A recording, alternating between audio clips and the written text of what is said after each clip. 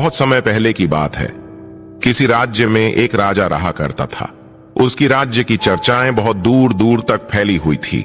उस राजा का पुत्र था जिसकी उम्र कुछ ज्यादा नहीं थी, 12 या 13 वर्ष होगी। वह राजकुमार बड़ा ही सुंदर था। जब राजा ने उसकी शादी की तो राजकुमार उस वक्त मात्र 14 वर्ष का था और राजा अब बूढ़ा हो चुका था। एक दिन राजा ने सोचा कि अपने राजकुमार को राजा बना देते हैं, क्योंकि उस राजकुमार ने कई शादियां की थीं और पहले के राजाओं में यही नियम था कि राजा जितनी चाहे उतनी शादी कर सकता था। वह राजा अपने पुत्र राजकुमार को राजा बना देता है। राजकुमार की 7 शादी हो चुकी थी। वह राजकुमार जो कि राजा बना था, अपनी पढ़ाई लिखाई फिर भी कर रहा था।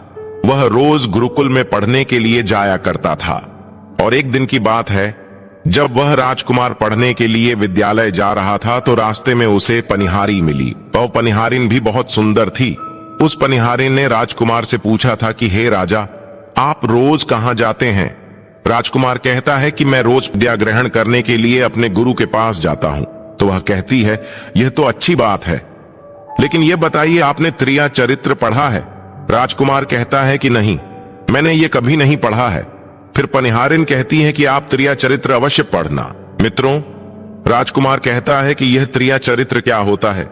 पनिहारी ने कहा कि आप यह बात अपने गुरु से जाकर पूछना और त्रिया चरित्र को अवश्य ही पढ़ना। राजकुमार कहता है कि मैं आज ही जाऊंगा और अपने गुरु से जाकर पूछ लूंगा कि आपने मुझे त्रिया चरित्र क्यों नहीं पढ़ाया। इतनी बात कहने के बाद वह राजकुमार वहां से चल देता है।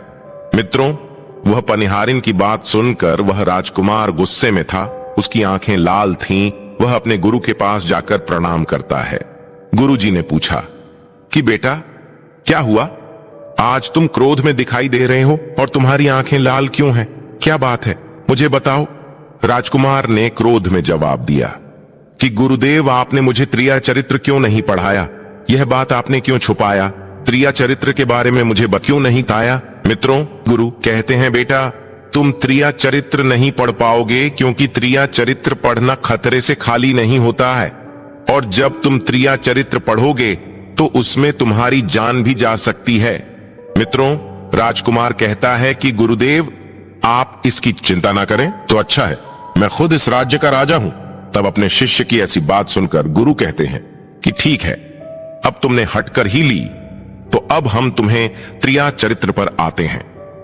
त्रिया चरित्र पढ़ते पढ़ते राजकुमार को 1 साल हो गए और जब 1 वर्ष हो गया तो गुरु ने कहा कि बेटा, अब तुम्हारी पढ़ाई पूरी हो चुकी है।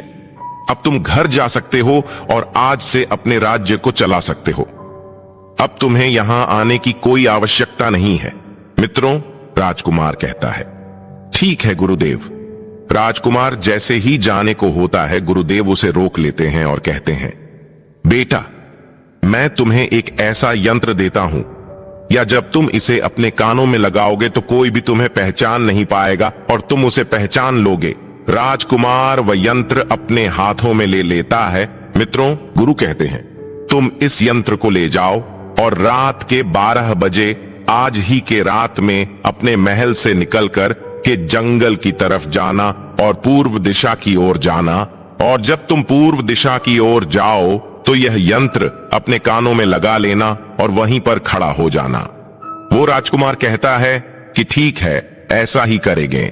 फिर राजकुमार गुरुकुल से महल की ओर चल देता है और जब रात के 12 बज जाते हैं और उस राजकुमार की 7 पत्नियां सो जाती हैं, तब आधी रात के समय वह राजकुमार अपने हाथों में यंत्र लेकर महल से जंगल की तरफ चल देता है। राजा जंगल में पूर्व दिशा की ओर जाता है और वहां जाकर अपने कानों में यंत्र लगा लेता है और वहीं पर खड़ा हो जाता है। तो उसने क्या देखा कि वहीं पनिहारिन जो मुझे रास्ते में मिली थी, वहीं पनिहारिन एक थाली में खाना लेकर जंगल को जा रही है। वहां थोड़ी ही दूरी पर एक संत अपनी कुटिया में रहते थे।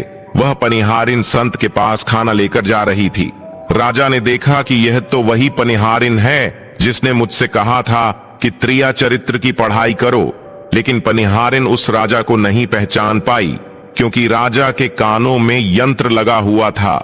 यंत्र लगने की वजह से राजा किसी को भी पहचान सकता था। राजा ने अपने मन में सोचा कि चलो उसके पीछे चलते हैं कि यह आधी रात को भोजन लेकर संत कुतिया की तरफ क्यों जा रही है, इसका क्या कारण है। मित्रों, वह राजा भी उसके पीछे पीछे छुपता हुआ चल दिया। अब वह पनिहारिन उस कुटिया में उस बाबा के वहां पहुंचती है। उस बाबा के पास जादू की पोटली थी और वह बाबा जादूगर था। राजा पीछे पीछे गया और वह छुप करके देख रहा था कि वह पनिहारिन औरत को बाबा क्या करेंगे। बाबा ने पनिहारिन से कहा, अरे पनिहारिन, पहले तो मुझे यह बता कि आज आने में इतनी देर कैसे लग गई। हाथ जोड़कर पनिहारिन कहने लगी कि महात्मा जी, मेरा विवाह हो चुका है और मेरे पति मुझे ले जाने के लिए आए हैं। हमें लेकर कल चले जाएंगे, इसीलिए हमें उन्हें सुलझाने में थोड़ी देर लग गई और यहां आने में भी देर हो गई। मित्रों, जब यह बात साधु ने सुनी कि पनिहारी का विवाह हो चुका है और इसका पति इसे लेने आया है, तो साधु कहता है कि पनिहारिन, इसका मतलब है कि तुम अपने पति के साथ जाना चाहती हो, तो हमारे पास क्यों आई हो। पनिहारिन कहती है कि मैं आपके बिना नहीं रह सकती हूं, मैं आपके बिना नहीं जी सकती हूं।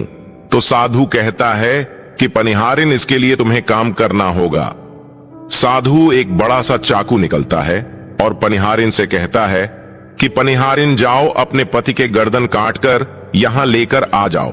अपने उस पति को मार दो जो हमारे और तुम्हारे बीच में दरार बन रहा है, तब मैं तुम्हें रख लूंगा, तुमसे विवाह करूंगा, तुम्हें अपनी पत्नी बनाऊंगा।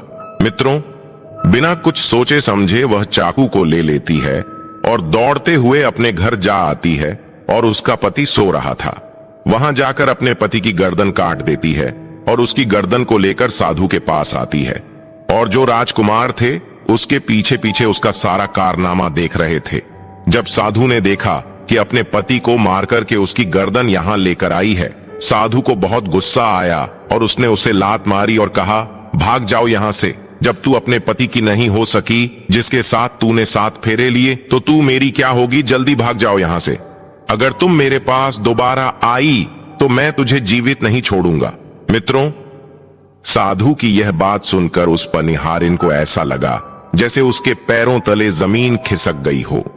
फिर भी अपने पति की कटी हुई गर्दन घर लेकर के आई और उसकी गर्दन जोर देती है और वहीं बैठ जाती है। और इधर जैसे ही सवेरा हुआ, अपने पति के पास बैठकर रोने लगती है और चिल्लाने लगती है। कहती है, देखो देखो, किसी ने मेरे पति की हत्या कर दी। लेकिन रात में उस पनिहारिन का सारा कारनामा राजकुमार देख चुका था। इधर सारे गांव वाले पनिहारिन के घर चले जाते हैं और उसके पति की लाश को लेकर गांव के बाहर जाते हैं उसका दाह संस्कार करने के लिए। और वह पनिहारिन भी पीछे से भागती हुई, रोती हुई चली जा रही थी। और उधर राजकुमार भी जा रहे थे, जो कि अपने राज्य के राजा बन चुके थे। पनिहारिन भागती हुई, चिल्लाती हुई पहुंची और कहने लगी, मैं सती बनूंगी, क्योंकि अगर जब मेरे पति ही नहीं रहे तो ऐसे जीवन का क्या फायदा, मैं इन्हीं के साथ सती हो जाऊंगी। राजा को उसकी बातें सुनकर हंसी आ जाती है और राजा कहता है, त्रिया चरित्र जाने ना कोई और खसम मेरी के हुए सतीराज। मित्रों, राजकुमार की यह बात और कोई तो नहीं समझ पाया, लेकिन वह पनिहारिन समझ जाती है। कहती है कि राजा साहब, आप हमारे ऊपर यह बात कह रहे हैं, लेकिन चलिए कोई बात नहीं, मैं सती हो जाऊंगी। लेकिन पनिहारिन जाते जाते कहती हैं, मैं तुम्हें एक बात बताती हूं। राजकुमार कहता है, क्या बताओ। पनिहारिन कहती है कि राजा साहब, आप जब चटाई पर बैठे तो चटाई को झाड़ कर बैठना।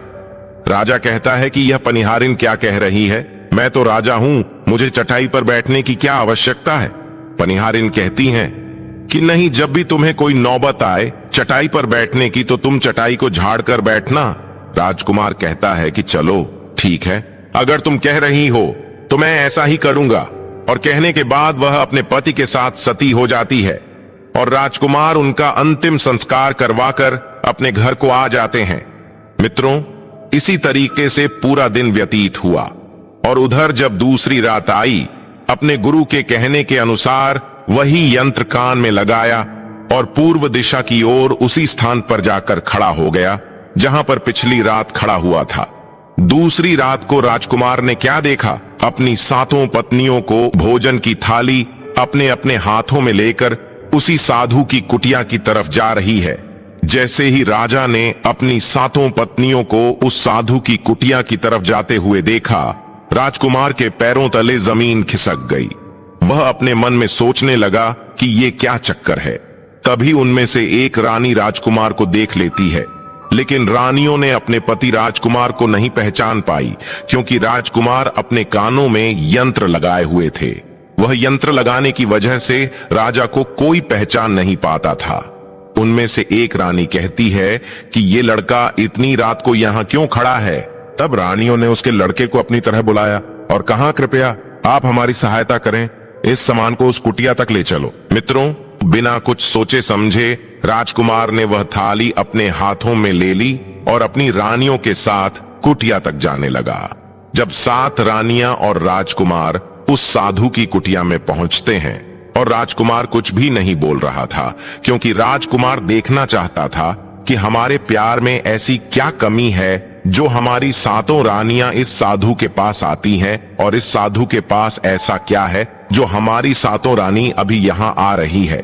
मित्रों, राजकुमार छुप कर ये सब जानना चाहता था। इधर जब वह 7 रानियां राजकुमार को लेकर साधु के पास पहुंची, तो महात्मा राजकुमार को देखकर कहता है कि ये कौन है।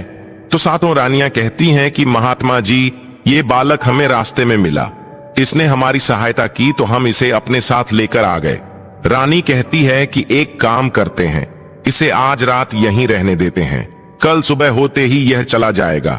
उस साधु उनकी बातों को मान लेता है। वह साधु अपने शिष्य को बुलाता है और उससे कहता है कि आज रात के लिए इस बालक की रुकने की व्यवस्था कर दो। वह शिष्य राजकुमार को लेकर एक कमरे में जाता है। उस कमरे में एक चटाई बिछी हुई थी। शिष्य कहता है कि देख भाई, आज तुझे चटाई पर सोना पड़ेगा। वह शिष्य राजकुमार को इतना कहकर वहां से चला जाता है। मित्रों, राजकुमार उस कमरे में अकेला पड़ जाता है। अपने मन में सोचता है कि आज तो नौबत आ ही गई चटाई पर सोने की। चलिए कोई बात नहीं, आज की रात हम चटाई पर ही गुजार लेंगे। राजकुमार जैसे ही चटाई पर बैठने ही वाला था, उसे पनिहारिन की बात याद आ गया। वह सोचने लगा कि पनिहारी ने मुझसे कहा था कि जब भी तुम्हें चटाई पर बैठने की नौबत आए, तुम चटाई को अवश्य झाड़ लेना। चलो आज पहले झाड़ ही लेते हैं, हो सकता है इसका कोई राज हो। जैसे ही राजा ने चटाई उठाई तो उसने क्या देखा? उसने देखा कि एक बहुत बड़ा भयानक कुआं है। जब उस कुएं को देखा तो राजा के होश उड़ गए। राजा उस कुएं के अंदर झांक कर देखता है। राजा को अंदर बहुत सारे कैदी दिखाई देते हैं, जिन्हें उस साधु ने अंदर कैद करके रखा था। उन कैदियों में से एक आदमी ने राजकुमार को पहचान लिया। बाद में राजकुमार से कहता है कि राजकुमार, आप यहां कैसे आ गए? राजकुमार कहता है कि धीरे बोलो, नहीं तो सब पोल पट्टी खुल जाएगी। तब सभी कैदियों ने कहा कि राजा साहब, आप यहां से भाग जाए। हम तो यहां से निकल नहीं पाए, लेकिन आप यहां से भाग जाए, नहीं तो आपका भी यही हाल हो जाएगा जो कि हमारा हुआ है। आप भी यहां फंस जाएंगे, आपको भी पकड़कर ये साधु इसी में डाल देगा। आप जितना जल्दी हो सके यहां से भाग जाए। राजा जब उस कमरे के अंदर गया था तो अपने कान में से यंत्र निकाल लिया था, और जब राजा वहां से भागा तो अपने कान में यंत्र लगाना भूल ही गया। मित्रों, राजा को भागते हुए उन रानियों ने और साधु ने देख लिया था। रानियों ने जब राजा को भागते हुए देखा तो रानी कहती है, यह तो हमारे पति है। महात्मा से कहती है कि महात्मा जी, अब तो हमारी सारी पोल पट्टी खुल जाएगी, यह तो हमारे पति है और वह भागे जा रहे हैं। उन्होंने हमें यहां देख लिया है, अब हमारा क्या होगा? और साधु कहता है कि तुम यहां क्या देख रही हो, जल्दी जाओ और अपने पति को पकड़ कर लाना। तो रानियां राजकुमार को पकड़ने के लिए दौड़ी दौड़ी जाती है, लेकिन वह राजकुमार जो राजा था इतना तेज था कि वह अपने महल जा पहुंचा और घबराई। रानियों के तो होश उड़ गए। फिर वापस उसी बाबा के पास आती है और बाबा से कहती है कि महाराज, अब तो हमारे पति हमें जीवित नहीं छोड़ेंगे, हम जैसे ही घर जाएंगे वह हमारी जान ले लेंगे। महात्मा, आप हमें बचा लीजिए, इसका कोई उपाय कीजिए। तब जाकर वह साधु रानियों को एक जादुई कील देता है और कहता है कि जब तुम जाओ तो अपने पति को बहला फुसलाकर उसके माथे में यह जादुई कील घुसा देना, तुम्हारे पति को ढेर बना देगा और साथ मिलकर उसे मार देना, बस कहानी खत्म हो जाएगा। मित्रों, वो 7 रानियां साधु की बात मान लेती हैं और जादुई कील लेकर महल आती है। वह 7 रानियां आपस में विचार करती हैं कि राजा सबसे ज्यादा प्रेम सबसे छोटी वाली रानी को करते हैं, तो वह रानियां मिलकर जादू वाला कील छोटी रानी को दे देती है और कहती हैं, ये लो तुम्हारा काम है, तुम किसी भी तरह राजकुमार के सर में ये कील गाड़ देना। तो छोटी वाली रानी कहती है ठीक है, और छोटी वाली रानी कील ले लेती है। जब राजा ने उन 7 रानियों को आते हुए देखा तो क्रोध में कहा कि पहले तुम यहीं रुको, पहले मुझे यह बताओ कि हमारे राज्य में और मुझ में ऐसी क्या कमी है कि तुम आधी रात को उस साधु के पास जाते हो, इसका क्या कारण है। 7 रानियां हाथ जोड़कर कहती हैं, महाराज हमें माफ कर दीजिए, हमें लगता है कि उस साधु बाबा ने हम पर कोई जादू टोना कर दिया था, इसीलिए हमसे ऐसी गलती हो गई, आइंदा ऐसी गलती हमसे कभी नहीं होगी। छोटी रानी की ऐसी बातें सुनकर राजा उनकी बातों को मान लेता है, क्योंकि वह राजा छोटी रानी से बहुत प्रेम करता था। मित्रों, वह राजा भी सोचने लगता है कि शायद उस बाबा ने ही इन पर कोई जादू टोना किया होगा और अपनी 7 पत्नियों को माफ कर देता है और कहता है ठीक है, तुम अपने कमरे में चली जाओ।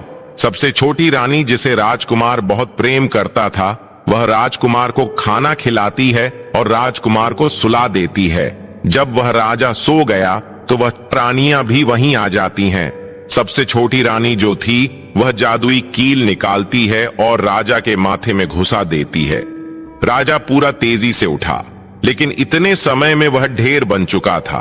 अब उस राजा में इतनी शक्ति नहीं थी कि उन 7 रानियां उसे मुकाबला कर सके। वह 7 रानियां उस राजा को पकड़ने लगीं। राजा फिर भी हिम्मत नहीं हारी और अपने महल की खिड़की से कूदकर राजा भागते भागते अपने गुरु के पास पहुंच गया और कहने लगा कि गुरुजी, मुझे माफ कीजिए, मेरी जान बचाइए, नहीं तो मैं मर जाऊंगा।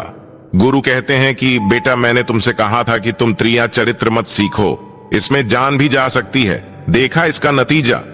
राजकुमार कहता है, गुरुदेव मुझे माफ कर दो और जल्दी मेरी जान बचाइए, नहीं तो मैं मारा जाऊंगा। मेरी पत्नी ने मेरे सर में जादुई कील ठोकी है, जिसकी वजह से मैं ढेर बन चुका हूं। मित्रों, गुरु ने जब ध्यान से देखा तो कहा कि यह वही कील है जो साधु ने दिया है, मैं तुम्हें अब नहीं बचा सकता। राजकुमार कहता है, नहीं गुरुदेव, ऐसा मत कहिए, मैं आपका शिष्य हूं, आपका कर्तव्य है मेरी जान बचाना। तो गुरु कहते हैं कि बेटा, मैं तुम्हें बचा तो नहीं सकता, लेकिन एक उपाय है। राजकुमार कहता है, क्या उपाय है? तब अपने शिष्य की ऐसी बात सुनकर गुरु कहते हैं कि हम तुम्हें तोता बना देंगे, और जब हम तुम्हें तोता बना देंगे तो तुम सुखवाद राजा के राज्य में चले जाना और वहीं जाकर रहना, क्योंकि सुखवाद राज्य में वह साधु का जादू नहीं चलता है, और तुम्हें जब बहुत प्रेम करने वाली स्त्री मिलेगी तो तुम पुनः राजकुमार बन जाओगे। वह राजकुमार कहता है, ठीक है गुरुदेव, आप हमें तोता बना दीजिए। तो वह गुरुदेव उसे तोता बना देते हैं और वह तोता बनने के बाद वहां से उड़ा और सुखवाद राजा के राज्य में चला गया।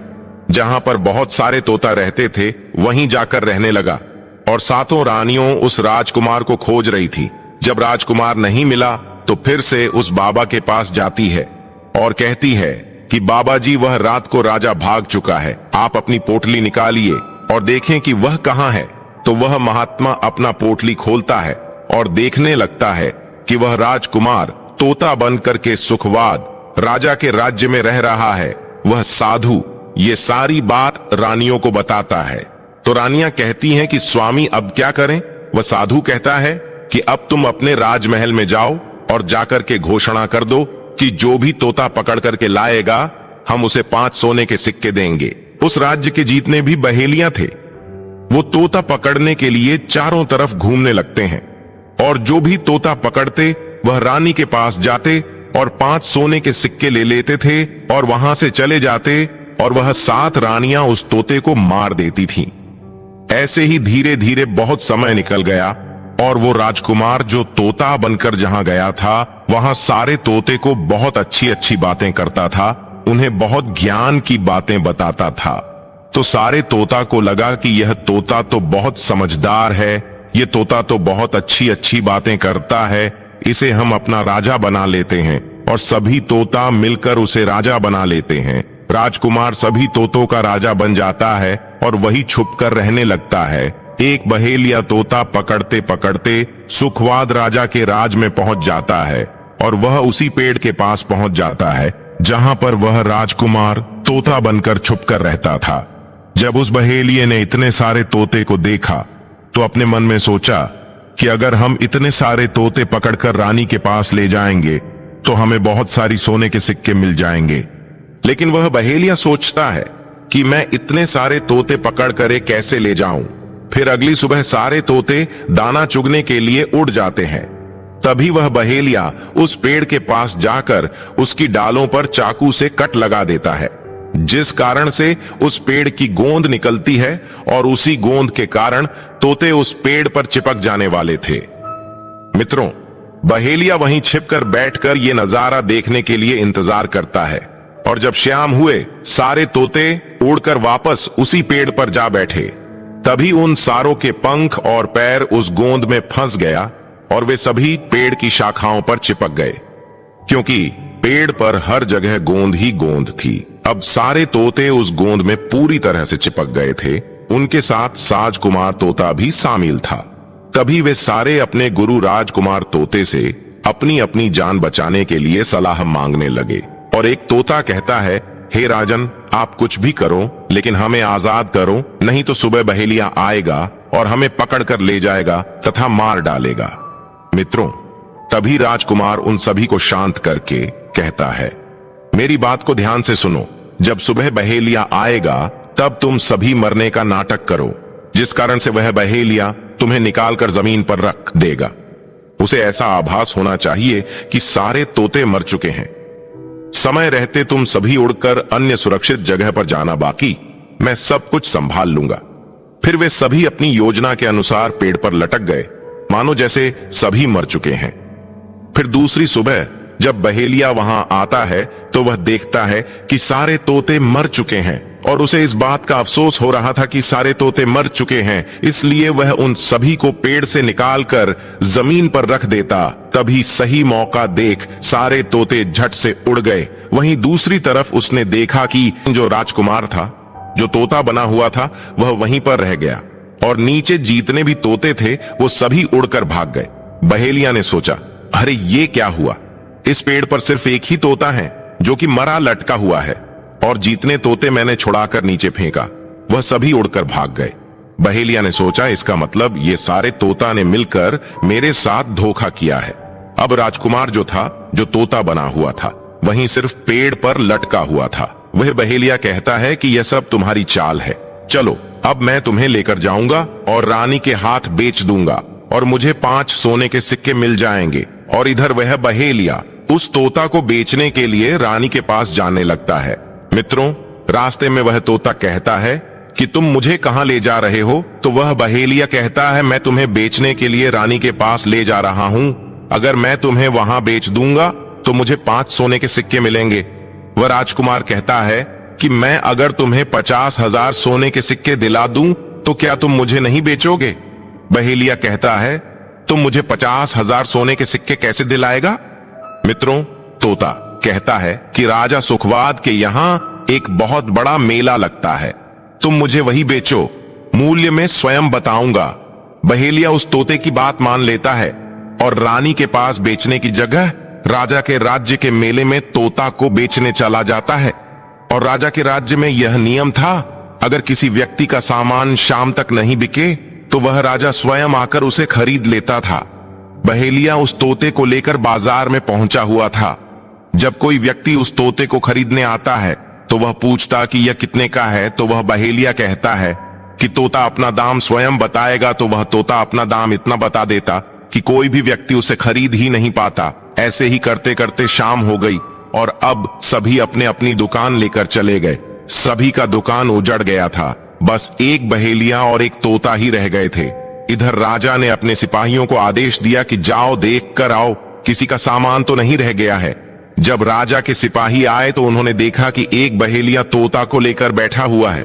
सिपाही बहेलिया से कहते हैं कि बहेलिया, तुम्हारा तोता क्यों नहीं बिका? तुम इसे कितने में बेच रहे हो? तो तोता कहता है कि जो इन्हें 50,000 सोने के सिक्के देगा वहीं मुझे खरीद पाएगा। उस तोते की बात सुनकर वह सिपाही आश्चर्य में पड़ जाते हैं और सोचते हैं, अरे यह तोता अपना मूल्य स्वयं बताता है। तब सिपाही राजा के पास जाते हैं और राजा को सारी बात बताते हैं और कहते हैं, एक बहेलिया एक तोता लेकर बैठा हुआ है, लेकिन वह तोता अपना मूल्य स्वयं ही बताता है। वह इतना महंगा बताता है, शायद इसीलिए उसे कोई खरीद नहीं सका। राजा सिपाहियों से पूछता है कि वह अपना मूल्य कितना बता रहा है। तो सिपाही कहते हैं, अपना मूल्य 50,000 सोने के सिक्के बता रहा है। चलिए हम खरीदेंगे। अगर नहीं खरीदेंगे तो हमारे राज्य की बदनामी होगी कि राजा के बाजार में एक तोता नहीं बिका, और इसलिए राजा अपने मंत्रियों के साथ अपने रथ पर सवार होकर बाजार में पहुंचता है। कहता है, इस तोते का क्या मूल्य कितना है? बहेलिया हाथ जोड़कर कहता है कि राजा साहब अपना मूल्य तोता स्वयं बताएगा। वह राजा फिर तोते से पूछा तो तोता कहता है कि राजा साहब जो इन्हें 50,000 सोने के सिक्के देगा वही मुझे खरीद पाएगा। अपने सिपाहियों से 50,000 सोने के सिक्के मंगवाता है और बहेलिया को पकड़ा देता है और तोते को लेकर अपने महल चला जाता है। वह तोता बहुत ही बुद्धिमान था क्योंकि वह राजा था। वह तोता राजा को बहुत अच्छी अच्छी बातें बताने लगा। जब राजा पर कोई खतरा आने वाला होता तभी वह तोता बता देता कि राजा साहब आप पर यह खतरा आने वाला है, और इसी तरह सब उस तोते से बहुत अधिक प्रेम करने लगते हैं। जब यह बात रानियों को पता चला कि राजा ऐसा तोता लेकर आए हैं जो कि बोलता भी है और बहुत अच्छी अच्छी बातें बताता है, तो रानियां राजा से कहती हैं, उस तोता को मेरे पास भिजवा दीजिए, हम भी उस तोते को देखना चाहते हैं, हम उस तोते से बातें करना चाहते हैं। राजा अपने मंत्रियों से कहकर वह तोता रानियों के पास भिजवा देता है। रानी उस तोते से बातें करके बहुत खुश हो जाती है। रानी भी तोते से बहुत प्रेम करने लगती है और कहती है कि वह रे तोता, इसीलिए तुझे राजा साहब ने 50,000 सोने के सिक्के देकर खरीदा है। राजा की एक पुत्री थी जो कि बड़ी सुंदर थी। रानी अपनी पुत्री से कहती है कि आज से तुम ही इस तोते का ध्यान रखो और कल तुम इसे अच्छे से धोकर नहला देना। वो राजकुमारी भी उस तोते से बहुत प्रेम करती है। जैसे ही सुबह हुआ, राजकुमारी उस तोते को लेकर नहलाने जाती है। राजकुमारी तोते को नहला रही थी तो उसने देखा कि तोते के सिर पर कील सा कुछ लगा हुआ है। राजकुमारी उसको निकाल देती है। राजकुमारी जैसी ही कील को निकालती है, वह तोता पहले वाला एक सुंदर सा राजकुमार बन जाता है। उसे देखकर राजकुमारी घबरा जाती है। राजकुमार कहता है कि तुम घबराओ नहीं, यह कील वापस से मेरे सर में लगा दो तो मैं फिर से तोता बन जाऊंगा और इसके बारे में मैं तुम्हें रात्रि में बताऊंगा। तुरंत ही वह राजकुमारी और कील राजकुमार के सर में लगा देती है और वह वापस से तोता बन जाता है। रात को राजकुमारी तोते को लेकर अपने कमरे में जाती है और उसके सर से कील निकाल देती है और वह तोता फिर से राजकुमार बन जाता है। राजकुमार अपनी सारी दास्तान उस राजकुमारी को बताता है और कहता है, माफ करना या दास्तान तुम किसी को नहीं बताना, नहीं तो मेरी जान चली जाएगी। राजकुमारी इसके बारे में अपनी माता और पिता को भी नहीं बताती है।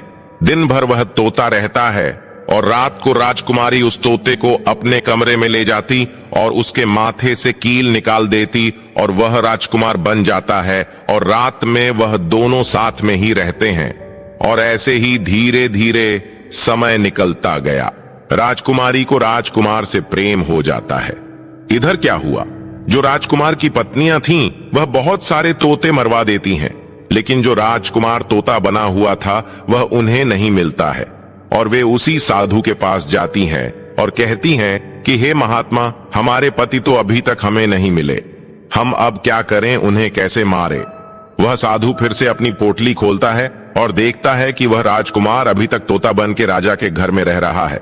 वह साधु रानियों से कहता है कि तुम एक काम करो कि तुम नृत्य कला सीख लो।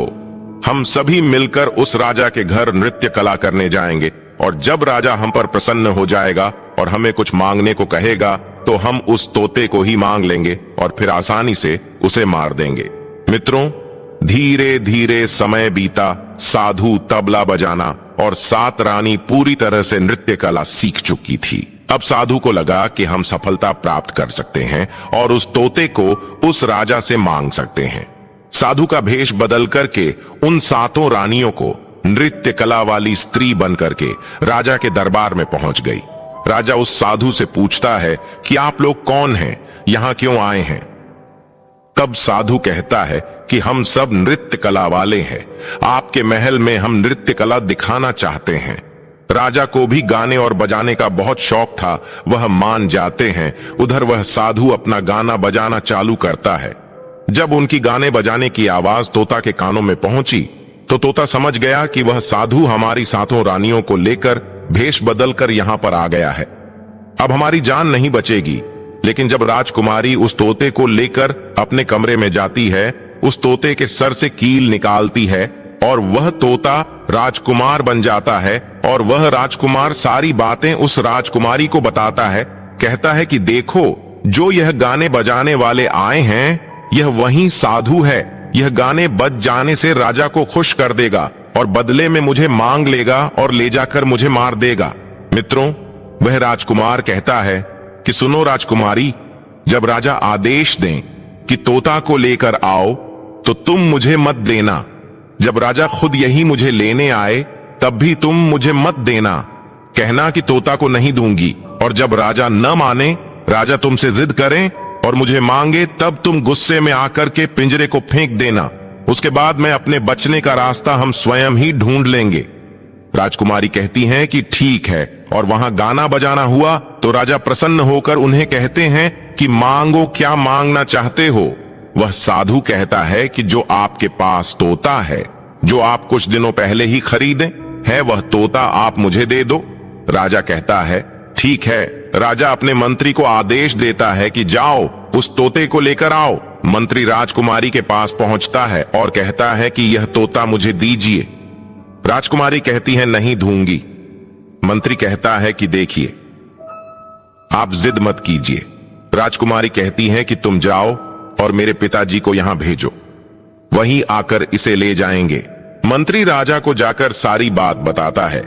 राजा स्वयं आता है उस तोते को लेने के लिए। वह राजा जाकर कहता है कि बेटी, यह तोता मुझे दे दो, यह नृत्य कला वाले को देना है, जो यहां गाना बजाना किए हैं यह उन्हें देना है। तो राजकुमारी कहती हैं कि पिताजी, यह तोता मैं नहीं दूंगा। क्रोध में आकर राजा कहने लगा कि तू कैसी बातें कर रही हो, इसे देने का मैंने वादा किया है। जब राजकुमारी ने राजा को क्रोध में देखा तो राजकुमारी को भी गुस्सा आ गया और राजकुमारी गुस्से में पिंजरे को जमीन पर फेंक देती है। वह पिंजरा जैसे ही जमीन पर गिरा वह टूट गया और तोता जो था वह चावल का दाना बन गया। और जैसे ही साधु को यह बात पता चली, साधु भी तुरंत कबूतर बन जाता है और उस दाने को कबूतर खाने लगता है। उसमें से जो एक दाना था बस वही राजकुमार था। जैसे ही वह दाना कबूतर खाने वाला होता है, राजकुमार बाज बन जाता है और एकदम से कबूतर पर झपटता है और उसे मार देता है। इस तरह से उस साधु की मृत्यु हो जाती है। राजा यह सब देखकर आश्चर्यचकित हो जाता है। उस कबूतर को मारकर फिर से तोता बन जाता है और जो राजकुमारी थी उस तोते से कील निकाल देती है और वह फिर से पहले जैसा राजकुमार बन जाता है। राजकुमारी अपने पिता को सारी बात बता देती है।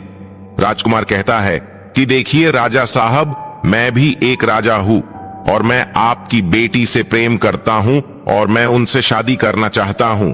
वह राजा अपनी पुत्री से पूछता है कि बेटी, क्या तुम इससे शादी करना चाहती हो? तो राजकुमारी कहती हैं कि पिताजी, मैं से प्रेम करती हूं। और फिर राजकुमार उस राजा की पुत्री से विवाह करके अपने महल जाता है और जो उनके 7 पत्नियां थीं उनको पकड़कर बंदी गृह में बंद करवा देता है और राजकुमार खुशी खुशी उस राजकुमारी के साथ रहने लगता है। दोस्तों, जब कोई स्त्री कभी कभी किसी परिस्थिति में चतुराई या चालाकी दिखाती है या दूसरों को बेवकूफ मानते हुए कोई अभिनय ढोंग पाखंड करती है तो इसे ही त्रिया चरित्र कहते हैं, जिसे पढ़ने के बाद राजा को अपनी जान बचाने के लिए क्या क्या नहीं करना पड़ा, क्योंकि राजा को स्त्री के त्रिया चरित्र की पूरी जानकारी हो चुकी थी कि कैसे जब एक स्त्री को अपना स्वार्थ दिखने लगता है तो वह अपने लोगों को भी बेवकूफ बनाकर अपना स्वार्थ को पूरा करती है और उसके साथ रहने वाले लोगों को इसके बारे में भनक तक नहीं लगता कि यह स्त्री त्रिया चरित्र की खेल कर रही है। मित्रों, जो आपके दिल के करीब है उसके बारे में आप पूरी जानकारी रखिए कि उसके अंदर खुद को लेकर कोई स्वार्थ तो नहीं छुपा है, और अगर ऐसा है तो आप उनसे थोड़ा दूर ही रहें, क्योंकि ऐसे में आपको जिंदगी के हर कदम पर धोखा ही मिलेगा, क्योंकि एक स्वार्थी स्त्रियां अपनी स्वार्थ के लिए जिंदगी में कुछ भी कर सकती हैं। मित्रों, तो उम्मीद है आपको यह कथा अच्छी लगी होगी।